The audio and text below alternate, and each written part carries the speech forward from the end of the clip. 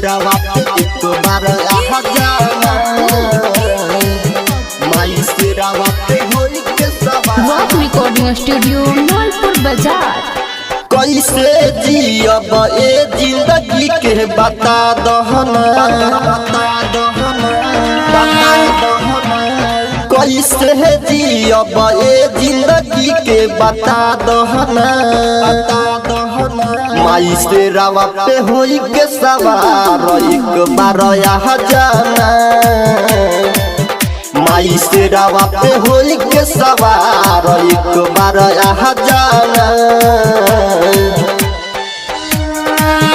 माई से रावा पे एक बार आ जाना माई से रावा पे एक बार आ जाना माई से रावा पे होई के सवार एक बार आ जाना केकरा का मजबूरी बाजा लेलू सबके बात हो तब कहे माई बेटवा के तू छोड़ल बहादू साथ हो केकरा का मजबूरी बाजा लेलू सबके बात हो तब कहे माई बेटवा के तू छोड़ल बहादू साथ हो कवन कसूरवा के दिल बारू सजा समझा जहना माई से रावा पे होई के सवार एक बार आ जाना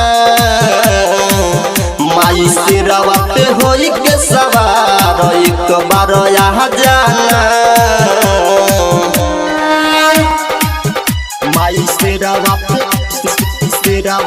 एक बार आ जाना माई से रावा पे एक बार आ जाना माई से रावा पे होई के सवार एक बार आ जाना निमिया के दढ़िया पे झुलुआ लगवनी कईन पूजा पाठ हो भखल भखवती मांगी तोहते करी नहवा रात हो